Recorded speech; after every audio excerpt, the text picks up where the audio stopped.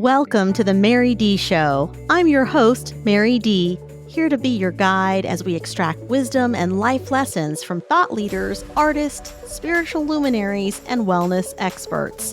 In 2018, I healed from breast cancer without the use of chemotherapy or pharmaceuticals. I love biohacking and plant medicine and what it means to be in relationship with spirit so that we can feel whole and complete. I want to sprinkle you with some hope dust, tickle your funny bone, and inspire you to find your inner roar. Get ready to live your most aligned, purposeful, and joy-filled life now. Hello, everyone, and welcome to the show today. I have a very special guest. Her name is Lisa Hepner, and Lisa is a produced screenwriter with 5 projects filmed in the last 2 years. Her 4 romance movies and limited series have aired on Roku, Amazon, Tubi, UpTV, and CBC in Canada. The Christmas Checklist is her debut novel, which she also wrote the limited series for. That we will all be able to see this Christmas 2023. How exciting. Lisa, you are clearly talented. You've got a great book. And I do want everyone to know, Lisa was kind enough to actually send me a copy and I read the whole thing. And it was very heartwarming. It was a very easy read. And I want to talk about this today. I think there's a lot of people that are a part of my audience who want to write a book or may have written a book that maybe didn't quite land, and some that have written some great bestsellers. But I want to talk about this because I think that often I meet people who have a book or a song or a play in them, and they just haven't been able to get it out yet. So let's start with, what do you know now that you wish you knew before you started writing books, screenwriting? Honestly, I think that, looking, everything is wonderful in hindsight, right? Hindsight is 2020. But I think that I wish that at a younger age, I would have learned or known to follow my own passion and my own heart, because I actually knew I wanted to be a writer in the 6th grade. It was my passion. I wanted to write stories. I was writing stories on my dad's typewriter. That dates me, but way back when, on his typewriter. And I come from a line of people in the medical field. And so I was told, with loving intentions, of course, that, writing is a hobby. Anything artistic is a hobby. You got to have, a career in the medical field or a solid career. And I listened to that voice instead of following my own passion. So I was in the medical field for 20 years. I was dabbling in writing. And now, of course, I'm pursuing writing full time. And again, I don't really have regrets because I'm at the place I am supposed to be. And I learned a lot during that process. But if I could go back and change it, I would learn to follow my heart in that moment and pursue my passion long ago before. I love that. I think so oftentimes we know inside, and I feel like children are really way more tapped in because they haven't learned to unlearn to not trust themselves. And when that happens, it's only when someone comes and plants a seed of doubt. And I always want to encourage people, don't be that person that poo-poos everyone. Be the person that encourages someone and tells them that they can. My mom was definitely a you can. She was always telling me, you can do anything. You can be anything. Man, I believed her. And I'm so grateful for that. I am so grateful for that because it made me, a confident young woman. And I think that there's so much to be said for being able to listen to your inner voice. So congratulations. Exactly. Because clearly Better you've had late than never, right? Yeah, totally. And you have success in this area. And obviously, like I said, I've read the book. So going through it, I can see it playing out in my mind like a little movie. And it was super inspiring. And so everyone knows it is called The Christmas Checklist. So again, The Christmas Checklist by Lisa Hepner. You can look her up. Her link is also in the show notes. So you guys can go back and connect with her and her book and get it checked out. Like I said, it's a quick, easy read. It's so heartwarming. It is a Hallmark movie in your mind, basically. Let's give the listeners a little insight into the book. Let's talk about, firstly, what inspired the story. Yeah, the story is inspired actually by my own grief.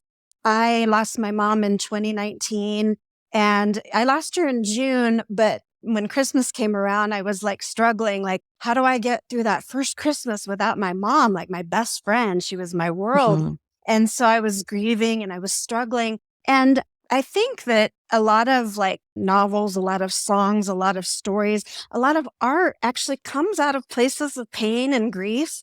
And so I was struggling with how do I get through that first Christmas without my mom? And the story came to my mind. It's kind of a long story, but I was actually lying in bed one night and I was kind of crying and I was like asking for a sign, as sometimes we often do when a loved one passes. We say, if you're watching over me or something, can you give me a sign? The Christmas checklist popped into my mind. And, as a screenwriter, as a writer, I'm always getting titles pop into my mind, but I was like, okay, where did this come from? And I have no idea what this is about. And I realized that the title hadn't been taken. I looked it up on IMDb and I was like, okay, this is interesting, this title. And I just kind of went back to sleep and let my subconscious, I guess, deal with it. And when I woke up the next day, I was like, this is going to be a story about a grieving daughter, AKA me, who receives a Christmas checklist from her recently deceased mom that contains 12 activities that she must complete before Christmas. So I woke up with this story in mind and I wrote that first story, which was a screenplay version first because I don't usually write novels. I wrote that story in 10 days. It just like poured out of me. I was like, I can't, like the words just came out. So that's kind of the background, how it came to be. Amazing. And I think you're right. I think that through our lowest lows, through our pain, through our grief, through our sorrow, through these experiences that rock us, they are such a beautiful catapult for creativity and love. It's a way to bottle up any love or lessons that happen in that and share it with the world and share it with other people who are going through the same thing or a similar thing. And I think that's beautiful. I think you're right. I think that's exactly why it happens. And I love that you were inspired. And I love that she gave you that title. That's really beautiful. Yeah. And I'm a firm believer that when we ask for signs, that they get delivered, and most people are naysay. I go, ask your past loved one for a sign. Ask God for a sign. Ask the universe for a sign. Whatever it is that you're looking for, it's available to you. We just have to ask. And I love that. And I think it created something beautiful. And I cannot wait to watch the special on TV this Christmas. It's definitely going to be on my Christmas checklist of things to do this season. So I'm excited about seeing how it works out on the screen. Give our listeners today some examples of some of the activities that are on the checklist so that we can give them a little sneak peek. Sure. The kind of premise to some of the activities, just a little preface to that, as I was thinking about the book and the 12 activities, because I didn't know what the activities were at first when I thought of the idea. But as I was reflecting on it, I remember this quote by author Richard Paul Evans. He wrote The Noel Diary, which was on Netflix last year. And he wrote a book called The Christmas Box. I remember a quote and it went something like, the best cure for a broken heart is to use it. And that kind of like stuck in my mind, and that premise stuck in my mind when I was writing this. And so to me, it was like, in order for me to get out of my pain, because when you're grieving, it's hard to get out of that pain and experience any kind of joy or peace. You're feeling loss and lonely and pain. I had to take that quote, the best cure for a broken heart is to use it. And I thought, I want to come up with activities where you're getting out of your own drama and your own head and your own pain. And when you're giving to others, and that even includes giving to yourself, like self-love. So I was like, it's going to be all the activities are going to be about giving, right? One of the items on the Christmas checklist is and it sounds so simple, but every day upon waking, state out loud one thing that you're grateful for. And again, it's so simple, but when you're experiencing pain and loss, it's hard to like sometimes think of things you're grateful for, right? Because you're like stuck in the loss. If you can be grateful and wake up every day and say, I'm thankful for the roof over my head. I'm thankful for my health. I'm thankful for the time that I had with that loved one.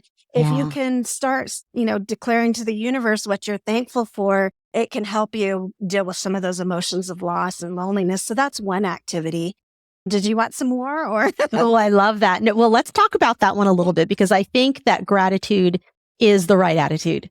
And it's definitely the one when I share tips for joy or happiness with people, that one always comes up, because gratitude is it's like the foundation. It's the foundation of everything good in our lives. And I often see people so stuck in their fear, their anger, their grief, whatever it is. And it's like, wow, how do you process that out? It's only in sitting in that discomfort, but also figuring out where is the gratitude? Where is the gratitude? If it's not for this thing or this that is happening for me, not to me, then where can I find some other gratitude to pull from and borrow when I can't find it in this particular area? And I think that's really just a beautiful piece of the checklist. And honestly, one we should all check off our list every day, because gratitude is definitely, like I said, that right attitude. It sets us up for success for the day. And it really gives our brain something to fire and wire with on a positive note to kick things off. So I love that. I think it's sound advice. All right, let's give them another one from the checklist. So another one, and it's very important to me, and I think it helps you get out of your head and in your pain and your loneliness, is volunteer for a cause. And what I invite people to do in the book, even though it's a fictional book, I invite people to think about, like, what are you passionate about? Like, what causes are you passionate about? It could be a one-time cause, like an Earth Day cleanup or something that you go to. Just the mere act of service to others and to the community can help you get out of your own drama. One of the issues that I care about is animals. And so one of the causes that I volunteered for was to be a foster parent. Now, of course, I can't do this very much anymore because all my fosters are foster fails. She's sitting right next to me. You can't see her, but we volunteered to rescue the senior poodle, and she's 11 years old, and we've had her for about 7 months, and she's the joy of our lives. But I think when you volunteer for something you're passionate about, that gift of service, that putting yourself out there, it also makes you feel, again, back to grateful. It makes you feel grateful for what you have because you see animals or beings or the earth or whatever that are less well off than you are. And it gets you out of that to actively concentrate on, like, what can I give? What can I give to people? So that was another item on the list. Yes, I love that too. I think also, for anyone listening, you're like, oh, I don't have the time to go volunteer. I'm not there. I want to just encourage you, because volunteering can be the smallest act. It doesn't mean that you necessarily have to go and rescue animals or even humans. Right. It can be something as small as deciding that, okay, on Tuesdays or every day, but let's just call it Tuesdays. Let's call it Trashy Tuesdays, that you walk down your street and you pick up every piece of trash that you see. That anytime you see trash that day, that you just make a note of, like, if I see trash, I'm going to pick it up and throw it away, right? I'm going to make the planet a cleaner place. It's these small little things that we can do on a daily basis that still make up some volunteer time. So I think that's a good action to take. Also, quick note for parents out there, if you want to do an act of service for your children as well as low-key maybe a punishment, send them to a dog park and make them pick up all the poop. So throwing out that one out there for anyone looking for a solution there as well. Let's keep that earth clean. These are fantastic pieces from the checklist. And so everyone knows there's more, but you'll have to read the book or catch the movie this winter in order to discover what those are. And the story, like I said, very well crafted, very easy to read, which means it's going to be easy to watch. And I'm really excited about its launch. Before we go, we have some more time and I want to dive into this with you. And one of them is, let's talk about the guilt that comes up when someone does have a loss, and how they almost feel guilty if they feel joyful or if they get these moments of joy when they're supposed to be grieving. Because I think this comes up for a lot of people. And I say this because I support a whole breast cancer community. Unfortunately, we also lose people within the community. And I'm not even going to say we lose them. They transcend from this lifetime into the next. And as that happens, we can feel our own loss and grief. And we may lose a body part and feel some loss and grief over that body part and what's happening.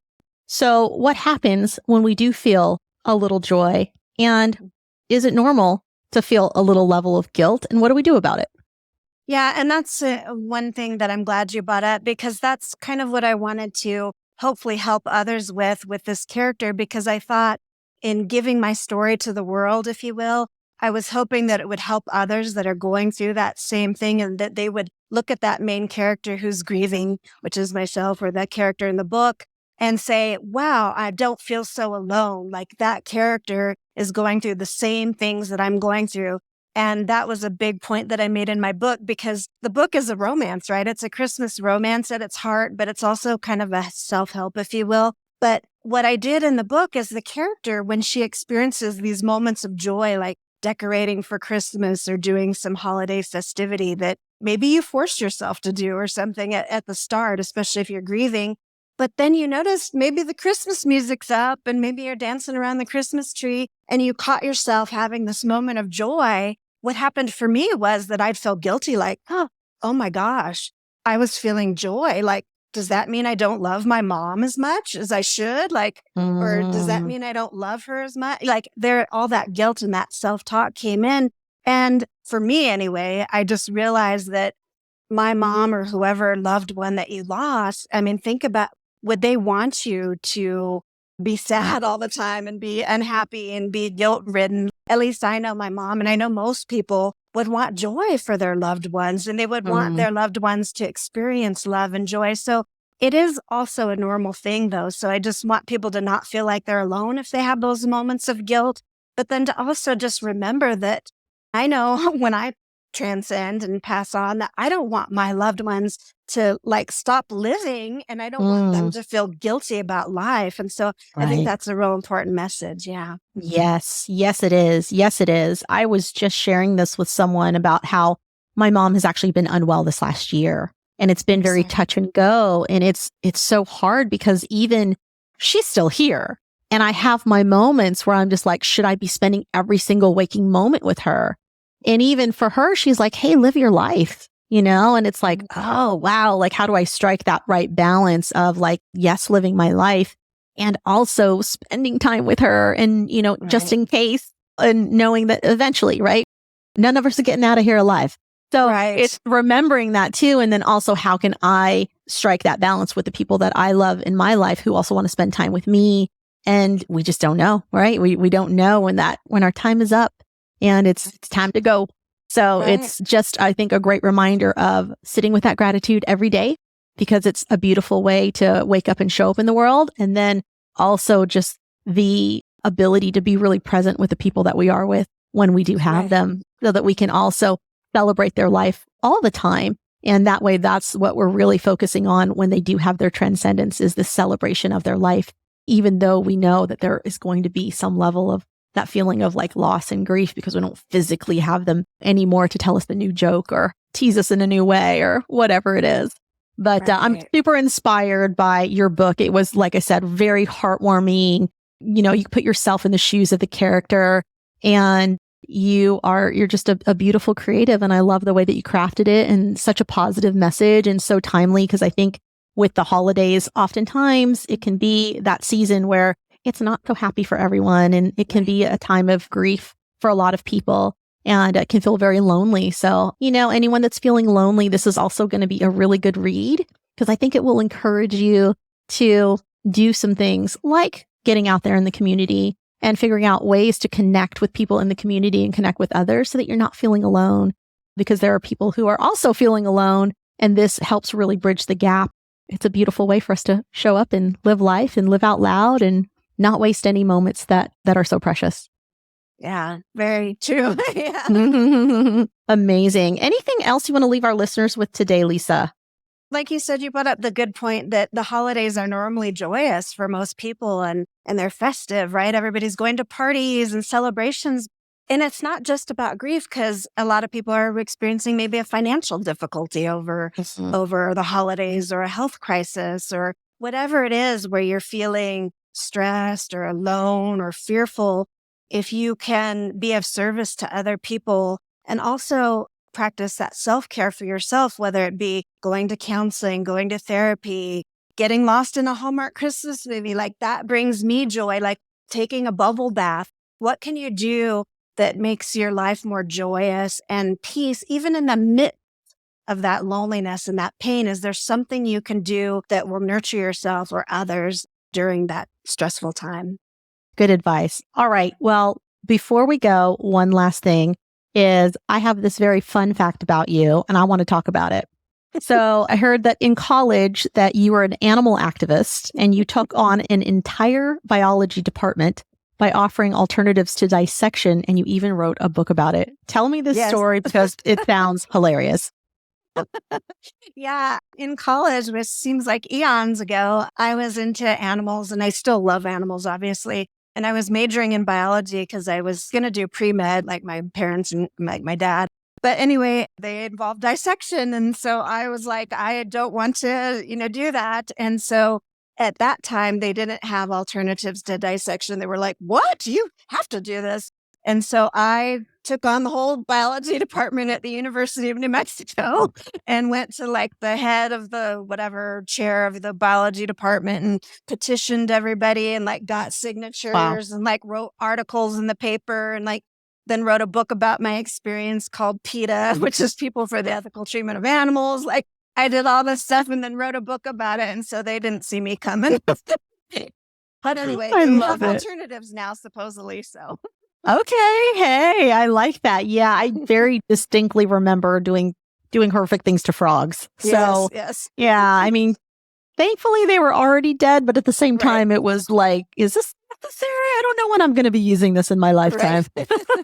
Right. So now I think you have a choice. So if you want to study diagrams, you can. Got it. Beautiful. Beautiful. Well, way to make a difference and way to use your gift to also advocate for change. Because I think that's the other place where people can really find a voice, right? If you're not a professional speaker, maybe you're a professional writer and that's how you do it is through books or you do it through screenplays and having other actors write out the message. And I want to encourage anyone out there that feels like their voice isn't heard or that they have a story that they want to share or maybe one that they may feel their own shame around sharing, but how they can do it by creating characters in something like a book or a movie or a screenplay that allow them to actually put voice to that issue or advocate for that thing or heal that hurt that happens to be swirling around inside. So using writing as a creative tool and a healing tool, I think is beautiful. It's a pen is a wand and it has those magical powers. So I love that. Amazing. Okay. Well, again, thank you for being our guest today, Lisa. I wish you all the best in all of your future books and endeavors. Please keep us posted. I'm a fan. Now I want to read all your stuff. Yeah, thanks for having me. I appreciate you. Thank you. And thanks for all you do in the world. Oh, thank you. Thank you so much. That means a lot to me. All right, everyone. Well, we are closing this show today. Tune in next week for a new episode. And until then, may abundance always walk beside you. May joy always go before you. And may love always guide you on your path. Thank you for joining us on today's show. I hope that today's session inspires you to live an aligned life where you get to take complete ownership of your feelings and decisions to live in your truth. You can connect with me more at www.maryd.com. You can also catch us on YouTube at The Mary Dee Show. Head on over to Instagram and Facebook and type in at The Mary Dee and just look for the little blue check to ensure you're on my official page.